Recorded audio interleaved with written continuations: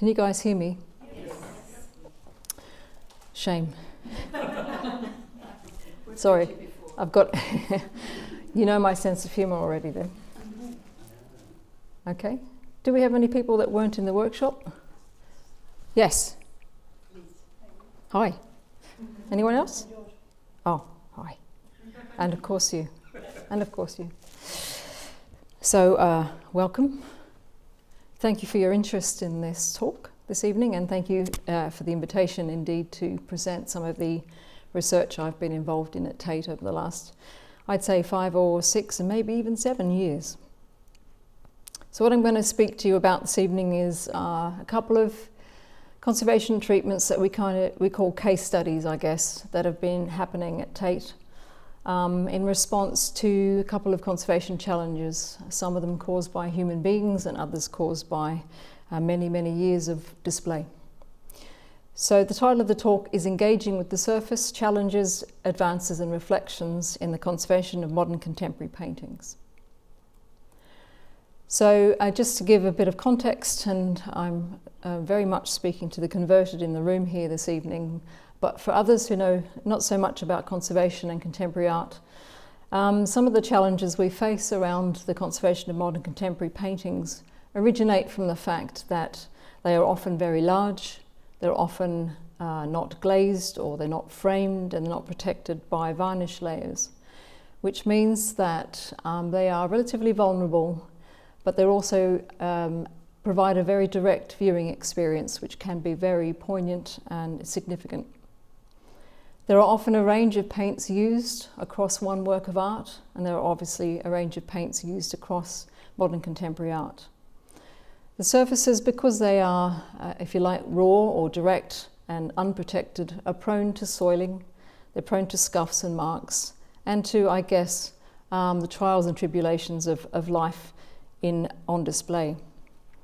We often find that works from the mid-20th century are now a little bit soiled from years of display, and that they are now becoming slightly visually compromised by life, I guess.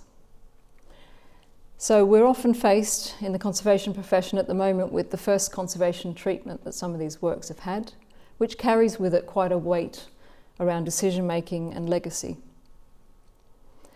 We often don't know exactly how these paints are going to respond to conservation treatment, and we often have to think slightly differently about how these paintings are conserved.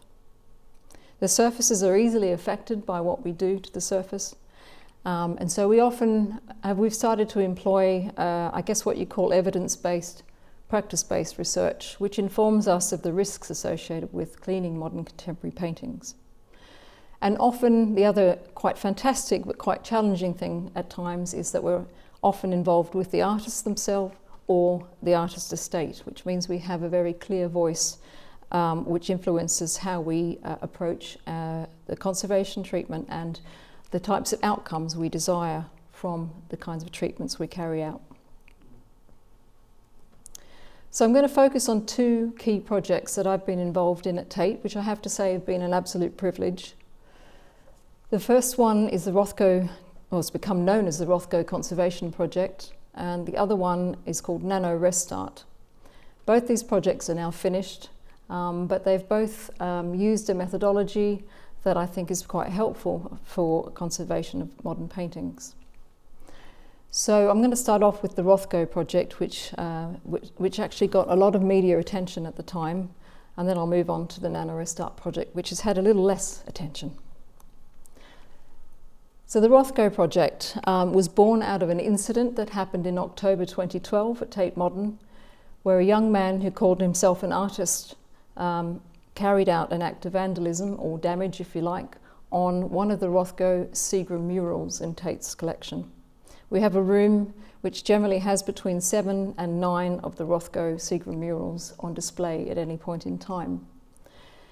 And just as an aside, they're actually moving back to Tate Britain pretty soon, which is where Rothko originally intended them to be shown, right next to Turner. So in October 2012, this young man came in and he scrawled his name, the date, and a statement which says a potential piece of yellowism on it. The Tate management teams and security teams kicked into action very quickly, shut the museum down, but he managed to escape, but he actually turned himself in a couple of weeks later to the police. He was subsequently arrested and then sentenced to a prison term of 2 years, which he served, I think, around 18 months of, which is about how long the painting took to restore. So I was called in to sample the work on the Monday morning to start a very long process of finding out what the material was this young man had used. But of course, the press got a hold of this information very quickly, and there were many, many articles about it, many, many comments from many artists about it. Is that graffiti an act of vandalism, or is it a valid act? Is it an art act? Is it Dadaist? And all sorts of debates were happening, which were actually quite interesting, but there was actually no moment where we decided we wouldn't take this material off if we could, because there are a group of 9 paintings and you can't compromise one of them because you lose the strength of the group. So we very quickly had behind us a very strong decision to remove the graffiti as much as we could. So there began a project whereby 3 from the conservation team were chosen to be the Rothko Conservation team. It was quite a small team. Myself, Patricia Smithen, who was head of conservation at that point in time, and Rachel Barker, who was the conservator involved in this treatment. So I was very much involved in informing the methodology and the materials used around the treatment. And we were very much a close team working together on a daily basis. So Tate formed a treatment team, which was 3 of us, but it also formed very quickly an advisory committee and also a management team within Tate. And all of those teams were deeply connected through the whole project. We also invited a number of external experts and members of the Rothko family in to help inform the treatment and the outcomes, and to also enable access to some helpful materials. So I mentioned the whole process took 18 months. However, the research phase really took about 9 months, although confessions of a scientist, I am still working on some aspects of the analysis of the ink, mostly around the fact that there's a legacy of ink in the painting and what might that mean going forward. So once we had a good methodology for removing most of the graffiti material, we then went on to do that work, which took 6 months. And I have some nice pictures of Rachel doing that work. And then there was a surface retouching or reintegration phase at the end, which was about trying to disguise anything we couldn't repair and then reinstate the surface so that it blended well with the other 8 paintings. So what we were aiming to do was to remove as much of that ink as possible in a low-risk way, and then to retouch anything at the end that we couldn't remove. So here are some images taken with a digital microscope of the ink on Rothko painting. So the black ink area covered maroon areas of the painting as well as black areas of the painting. And if anyone's worked on Rothko paintings or been aware of his materials and techniques, they are quite complex material structures. You can see that the ink itself looks a little bit like an oil slick. It's very glossy. It's a bit bitumen-esque. It's got that kind of bitumen element to it. We also think it was very quick drying. So when I actually got to the ink on the Monday morning, it happened on a Sunday, it was already incredibly dry. So we also think that as it dried, it probably contracted and caused some cracking around the ink, which you can see in the bottom right image. So as you can imagine, it was quite a devastating incident for a very much loved group of works. Not only was the front affected, but the ink itself, we know much more about it now, but at the time we were shocked to find that you could see it through all the way to the back of the canvas when you turn the painting around, which meant that it was all the way through the paint layers. Now Rothko himself didn't like talking about his painting materials and his painting techniques. He kept it a secret. He wanted it to be fairly mysterious. He didn't want the technical side of his practice to overtake your visceral response to his works of art. He was not interested in engaging the intellect. He was interested in engaging the heart and the soul. So he's written things like, I'm a very secretive person. Whatever you see, it's private. And I understand that his assistants who were working with him only rarely got to see him actually working on paintings, and they only really were well known for helping the preparation layer, not the layers subsequent to that. So with a lot of permission, a lot of discussion, we were able to take a cross-section through the ink-affected area. Now, taking cross-sections, as people know, is not a light-hearted thing to do, especially from a Rothko painting and especially from an area that normally you wouldn't take a cross-section from because it's fairly pristine. But here we wanted to understand the layer structure. So we have, as you can see, a very complex layer system, and all of the text corresponding to the arrows actually corresponds with a lot of analysis that had been done in about 2005 to 2008. So we actually already had a legacy of analysis to draw from, which was fantastic. So we were able to get going fairly quickly and not have to do a lot of that work. So maybe if you follow me from the bottom up, from the bottom of the cross-section, which is like a piece of cake with a number of layers, if you look at it from the side, we have Rothko's famous pigmented size layer, which was animal glue, ultramarine blue pigment, and lithol red, which is PR49. So it's synthetic organic red pigment, which is the famous red pigment that fades. Above that, you can see some canvas fibers in cross-section, and then we have a couple of black layers of paint which had a lot of iron oxide pigment in them, and some alkyd type medium, which might have been phenol formaldehyde mixed with alkyd. Then we have above that a layer of orange pigmented paint, which we didn't know at that point what it was, but we've since analysed it, and it is polyvinyl acetate medium with synthetic organic orange pigment. On top of that we have more black with the same constituents as before, and on top of that we have a glaze layer, which in this case is egg, whole egg. Rothko is well known for using egg in his paintings, and that one was pigmented. And on top of that, which you can just about see in the top right, is a layer of damar resin varnish. And hopefully you can see on top of that there's a layer of ink which kind of dissolved in the cross-section resin, but you can see that the ink, the solvents in the ink ate away at that layer of damar at the top. So there was some dissolution of Rothko's glaze layers with the application of the ink.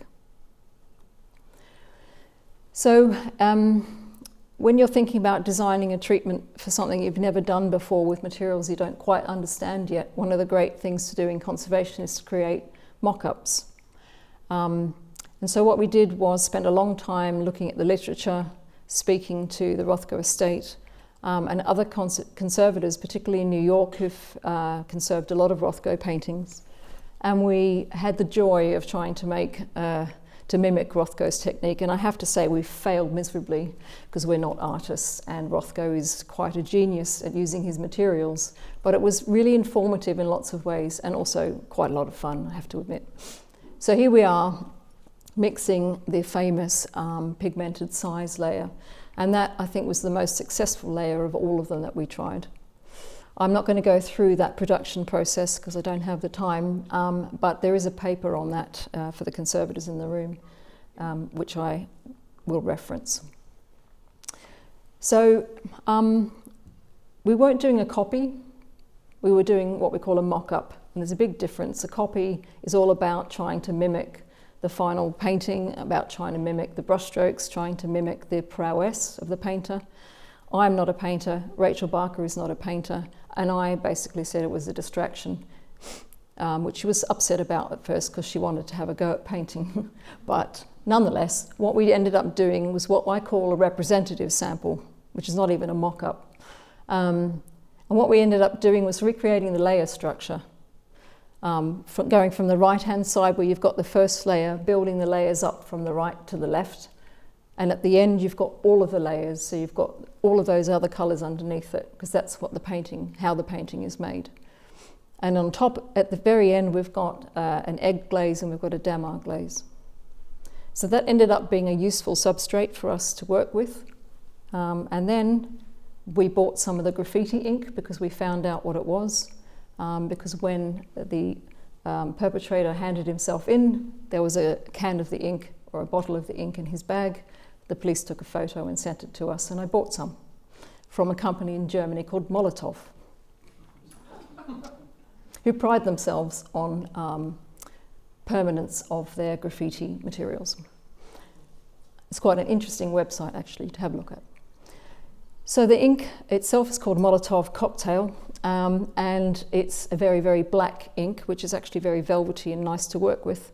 So we ended up graffitiing, if you like, or tagging our representative sample in various ways. We put a definite test piece on this, and we had a bit of fun with that. You've got to have a laugh. And then we aged them in our chamber. We have a way of making things approximately the same age as the painting. And maybe you can see on the slide that the sample that's labelled B2, that's actually quite heavily faded. And we found that high humidity enhanced the fading of the lithyl red pigment, which is another sidetrack project. So here is the label of the ink that the perpetrator used, and it has a whole bunch of things that they were advertising. High covering, signal black, UV and weather resistant, all those kinds of things. So they're actually quite interested in selling it in that sense as a permanent colour. They did say it was alcohol based. They would use the word synthetic bitumen, UV resistance, waterproof and all of those things. So it was quite interesting. So in parallel to making up the mock-up sample, we spent a lot of time analysing this ink. I'd never worked with tag ink materials before, so I was coming from a place of zero knowledge. I'm very good at analysing paint, but not tag inks. So I was a little bit puzzled at first by the constituents in this ink, and the papers I produced, I keep changing my mind, and I'm about to release a paper where I'm quite certain about what's in the ink.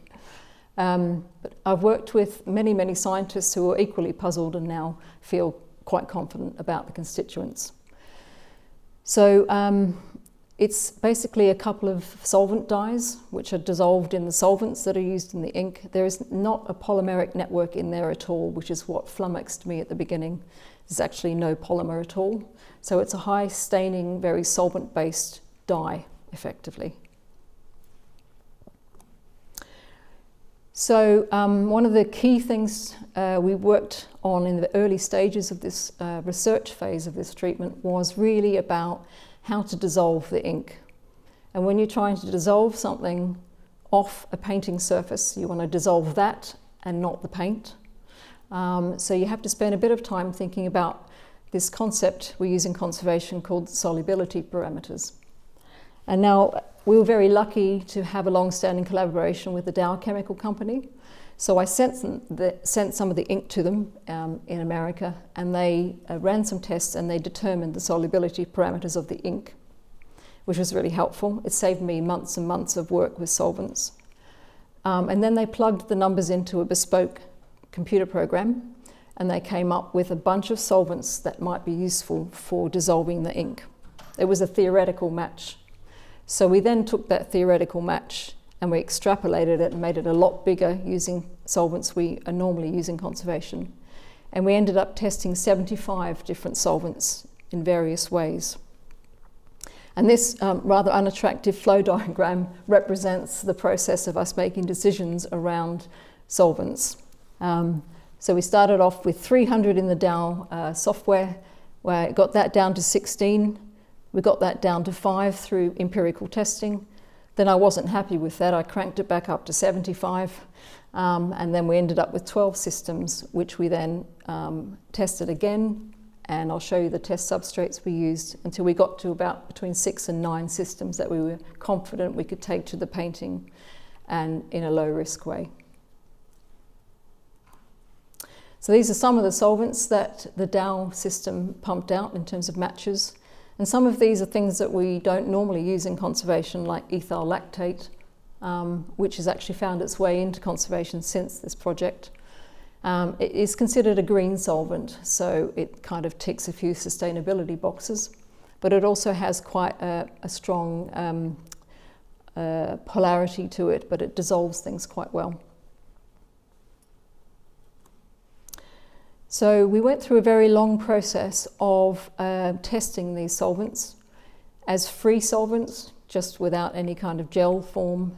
And we originally had an acrylic emulsion priming that we tagged with the ink. And I chose that because I know acrylic emulsions are quite vulnerable to solvents. So if we were able to take the ink out of the acrylic emulsion, we probably would be safe on the painting. So you can see we had Mylar templates and a lot of numbers, and we had Excel files and all sorts of documentation going on, as you do. And then on the left is, top left there is an example of ink removal on our representative sample. Down the bottom shows the approach around, it's okay to dissolve ink, but then how do you take it off the surface? So we were looking at using tissues of lots of different kinds to absorb the ink that we'd made a little bit soluble off the surface. And then of course we looked at a range of gels as well, because gels are quite a useful thing to use in conservation on delicate surfaces. And on the right hand side is an image of a massive, fantastic piece of canvas that was donated by the Rothko estate after a group of conversations. And you can see it's 4 meters by nearly 3 meters in size, and it's now part of the Tate's conservation archive. It actually is the first few layers of a Rothko painting, dated to the same year as the painting. And that's an incredible thing to have as part of a research project, really valuable. Unfortunately, we had to cut it up and graffiti it, which I know Rachel found really difficult to do, but it ended up being a really useful sample for our testing. So to cut 6 months short, this is the first test we did on the painting after we'd refined our methodology, and we came up with a group of solvents that we thought might do the job. So we have a digital microscopy image there on the left-hand side. Where the red arrow is pointed, you can see a tiny area that's not shiny anymore, and that's the first ink removal test. We were absolutely delighted with that result, and I think we went off and had some champagne, because it was 6 months of hard work and a lot of thinking and testing. And this on the right-hand side is a detail of that test. So you can see we're recovering a reasonably good surface after the removal of that black graffiti ink. The maroon passages on this painting were much more porous, much more brittle, much more vulnerable, and of course the ink had travelled further through them because there's a lot of micro cracking. So we weren't able to get such a great removal of the ink on the maroon area, but you can see we ended up with a reasonable surface with some of the ink residue left behind. In this slide we were playing with silicon emulsifiers, which are a new technology that's come in through some chemists in the US. We didn't take that forward in the end for a number of reasons. So in the end, we ended up using blends of benzyl alcohol and blends of ethyl lactate, both which are quite swelling solvents, but they have quite low boiling points, so they allow us to work on the surface for a while. And there's Rachel Barker. She did all of this work under a microscope using tiny, tiny amounts of these solvents applied with a brush. And then she put this tissue on the top to absorb the softened ink. And that tissue is called Evolon, which is a spun bonded tissue. And it's the first time I'd come across it. And one of those fantastic things that happens in conservation is someone in Germany goes, "Oh, I've got this tissue, it might really work." And then it does, and it's magic. So it's one of the joys of having a global profession where people all speak to each other and are quite generous. So that Evolon tissue was magic, because what that does is absolutely take the ink straight up. It doesn't bleed sideways, so you don't get that awful thing that you fear might happen of the ink spreading further into some Rothko. So actually that tissue was absolutely perfect for this application. So Rachel would apply the solvent maybe up between 5 and 10 times in very small amounts give the ink a couple of minutes to start swelling, and then she'd apply the tissue and then gently pull it off. And you can see how successful that process was in terms of how soiled these tissue pieces are. And on the right, you can see progress as we're going. That's in the area between the black and the red paint, which was also quite a vulnerable area on the painting. So these next pictures, I know they're very difficult to see in a low lit room. However, this is the whole area of the graffiti before treatment in September 2013. This is March 2014, when there's one letter left.